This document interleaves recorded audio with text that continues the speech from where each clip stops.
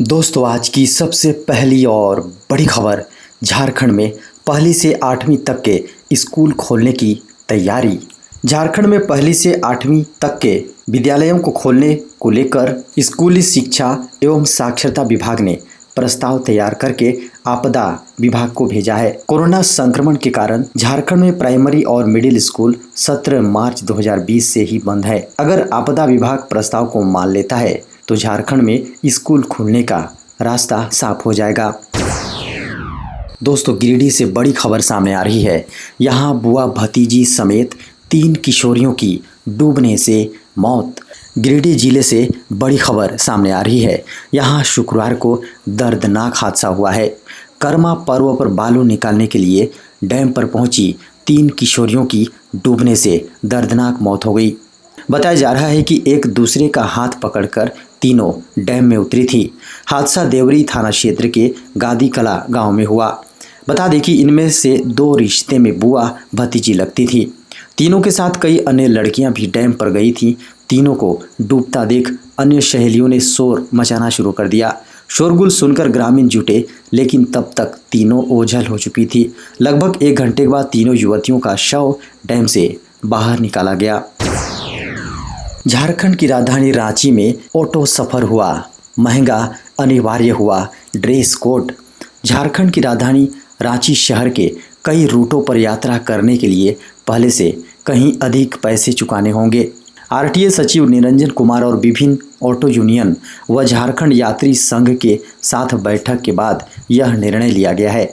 इसके साथ ही झारखंड के ऑटो चालकों के लिए एक और आदेश जारी किया गया है। अब उन्हें निर्धारित ड्रेस पहनने होंगे। ऐसा नहीं करने पर उनसे जुर्माना लिया जाएगा। ड्रेस कोड की व्यवस्था 1 अक्टूबर से लागू होने जा रही है।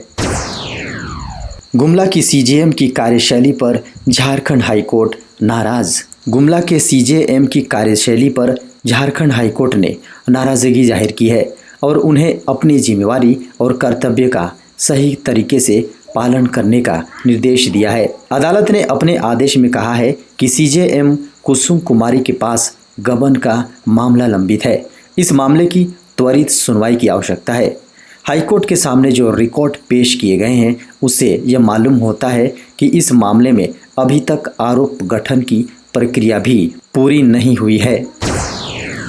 झारखंड की ओलंपियन निक्की प्रधान और सलीमा टेटे को मिली बड़ी सौगात। झारखंड की बेटी निक्की प्रधान और सलीमा टेटे को टाटा मोटर्स ने कार गिफ्ट किया है। ओलंपियन में निक्की प्रधान और सलीमा टेटे ने शानदार प्रदर्शन कर झारखंड का नाम रोशन किया। टोक्यो ओलंपिक में शानदार प्रदर्शन करने वाली झारखंड की निक्की और सलीमा टेटे को टाटा मोटर्स ने सम्मानित किया है। विधानसभा घेराव के मामले में बीजेपी के बड़े नेताओं सहित 28 पर नामजद एफआईआर। झारखंड विधानसभा में नमाज के लिए अलग कमरा आवंटित करने के मामले में भाजपा के द्वारा विधानसभा घेराव के कार्यक्रम में धुरवा थाना में दंडाधिकारी के रूप में तैनात अंचलाधिकारी के आवेदन पर बीजेपी के प्रदेश अध्यक्ष सहित 22 लोगों पर नामजद प्राथमिकी दर्ज की गई है।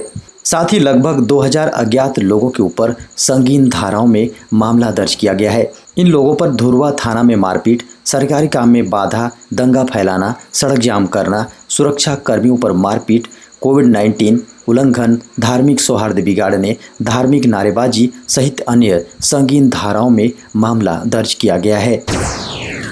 दोस्तों, खबर मौसम की। झारखंड में अगले 2 दिनों तक भारी बारिश के आसार। मौसम विभाग के अनुसार अगले 2 दिनों तक झारखंड के अलग अलग भागों में भारी बारिश की संभावना है। मौसम वैज्ञानिकों की माने तो बंगाल की खाड़ी में लो प्रेशर का एरिया बन रहा है, जिसके कारण झारखंड पर भी इसका असर पड़ेगा। 11 सितंबर की शाम से झारखंड के विभिन्न जिलों में इसका असर दिखने लगेगा। झारखंड के दक्षिणी जिले पूर्वी सिंहभूम, पश्चिमी सिंहभूम, सिमडेगा और सरायकेला खरसावां में भारी बारिश हो सकती है। मेघ गर्जन और वज्रपात की भी आशंका मौसम विभाग की ओर से जाहिर की गई है। झारखंड हाईकोर्ट ने कहा, नियुक्ति प्रक्रिया जारी रखे जेपीएससी। झारखंड हाईकोर्ट ने सहायक अभियंता परीक्षा देने वाले अभ्यर्थियों को बड़ी राहत दी है। हाईकोर्ट के जस्टिस आर मुखोपाध्याय और जस्टिस राजेश शंकर की अदालत ने एकल पीठ के आदेश को निरस्त कर दिया। कोर्ट ने जेपीएससी को कहा कि वह नियुक्ति प्रक्रिया को जारी रखे। एकल पीठ ने आर्थिक रूप से गरीब सवर्णों को नियुक्ति में 10% आरक्षण देने को यह कहते निरस्त कर दिया था कि सरकार आरक्षण का नियम लागू होने के बाद रिक्त पदों को ऐसा कर सकती है, जबकि सरकार ने इस कानून के लागू होने के पहले के रिक्त पदों पर आरक्षण दिया था। इसके बाद राज्य सरकार और जेपीएससी ने इस आदेश के खिलाफ खंडपीठ में अपील दाखिल की थी। झारखंड में बनेगा 900 करोड़ की लागत से नया सचिवालय भवन। बिहार से अलग होकर झारखंड बनने के बाद पहली बार सचिवालय भवन बनाने की तैयारी शुरू हो गई है। झारखंड के मुख्यमंत्री श्री हेमंत सोरेन के निर्देश के बाद जुडको इसका डीपीआर तैयार करवा रहा है। नया सचिवालय भवन के लिए एचईसी परिसर स्थित स्मार्ट सिटी परिसर में भव्य और आकर्षक डिजाइन तैयार किया गया है। एचईसी के स्मार्ट सिटी के तहत पूर्व में प्रस्तावित कन्वेंशन सेंटर के स्थान पर सचिवालय भवन बनाया जाना है। आपको बता दें कि नए डीपीआर के अनुसार नए सचिवालय भवन बनाने के लिए लगभग 900 करोड़ रुपए की लागत आने की खबर सामने आई है। झारखंड के 1400 सरकारी भवनों में लगेंगे सोलर सिस्टम। जिरेडा की ओर से झारखंड के सरकारी भवनों को सौर ऊर्जा युक्त करने का लक्ष्य है। सरकारी भवनों के सर्वे के बाद 1400 भवनों में सौर ऊर्जा से बिजली उत्पादन की योजना बनाई गई है। इस दौरान भवनों का सर्वे भी किया गया है। इनमें से 783 भवनों को सौर ऊर्जा युक्त कर दिया गया है, जिसमें बिजली उत्पादन शुरू है। वहीं 617 भवनों को इस साल पूरा करने का लक्ष्य है। 10वीं पास युवाओं के लिए इंडियन रेलवे ने निकाली बम्पर भर्ती। दक्षिण पूर्व मध्य रेलवे ने अप्रेंटिस के पदों पर भर्ती निकाली है। अप्रेंटिस के कुल 432 पदों पर भर्तियां की जाएगी। इसके लिए 11 सितंबर से आवेदन की प्रक्रिया शुरू हो जाएगी। आवेदन करने की अंतिम तारीख 10 अक्टूबर 2021 है। इच्छुक और योग्य उम्मीदवार ऑफिशियल वेबसाइट secr.indianrailways.gov.in पर जाकर अप्लाई कर सकेंगे। चयनित उम्मीदवारों को अप्रेंटिस के रूप में नियुक्त किया जाएगा और वे प्रत्येक ट्रेड के लिए 1 वर्ष की अवधि की ट्रेनिंग से गुजरेंगे।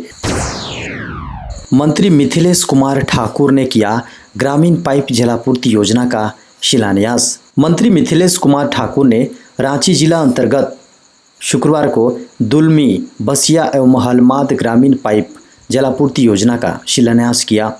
कुल 78 करोड़ की लागत से निर्मित होने वाली इन योजनाओं से सोनाहातू, सिल्ली एवं राहे प्रखंड की 68,000 की आबादी को नल से जल की सुविधा मिलेगी। देश में पिछले 24 घंटे के दौरान मिले कोरोना के 34,973 नए मरीज। देश में शुक्रवार सुबह तक पिछले 24 घंटों में कोरोना के कुल 34,973 नए मरीज सामने आए हैं। इनमें 26,200 मरीज केवल केरल से हैं। इस दौरान केरल में 114 मरीजों की जान गई है। पिछले 24 घंटे के भीतर पूरे देश में इस बीमारी से 260 लोगों की मौत हुई है, जबकि स्वस्थ होने वालों की संख्या 37,681 है। स्वास्थ्य मंत्रालय के अनुसार देश में अब तक कोरोना के कुल 3 करोड़ 31 लाख से अधिक मामले सामने आ चुके हैं। वहीं इससे अब तक कुल 4,42,009 लोगों की मौत हो चुकी है।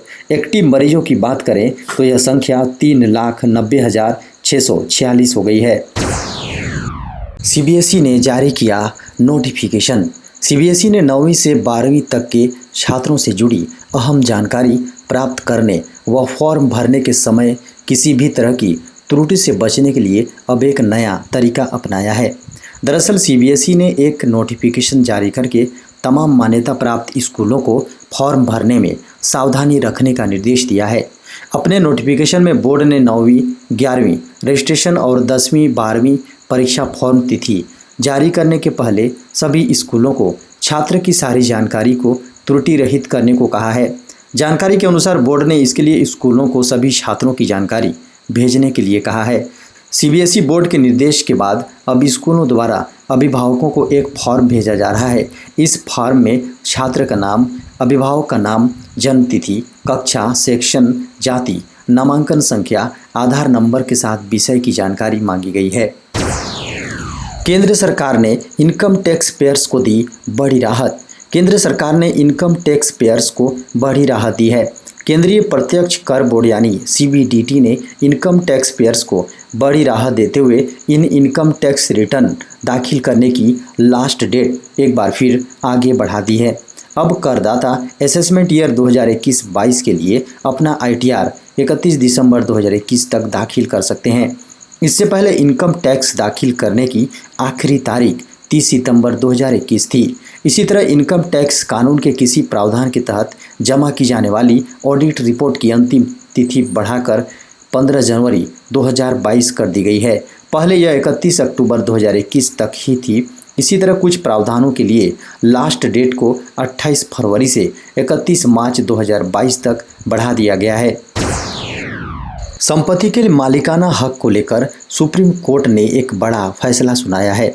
सुप्रीम कोर्ट ने एक बार फिर कहा है कि दाखिल खारिज में नाम होने से न तो ये साबित होता है कि आप ही ज़मीन के मालिक हैं और ना ही इससे आपका हक ख़त्म होता है। संपत्ति के मालिकाना हक को लेकर एक सक्षम सिविल कोर्ट के जरिए ही तय किया जा सकता है। सुप्रीम कोर्ट में जस्टिस MR शाह और जस्टिस अनिरुद्ध बोस की बेंच ने कहा कि केवल रेवेन्यू रिकॉर्ड में नाम दर्ज होने से किसी व्यक्ति को संपत्ति का मालिकाना हक नहीं मिल जाता है, केवल इस बुनियाद पर कि उसका नाम रिकॉर्ड में मौजूद है, ये तय नहीं किया जा सकता। साथ ही बेंच ने कहा कि रेवेन्यू रिकॉर्ड में नाम दर्ज होने के पीछे मुख्य कारण वित्तीय उद्देश्यों को पूरा करना है, जिनमें भू राजस्व का भुगतान शामिल है।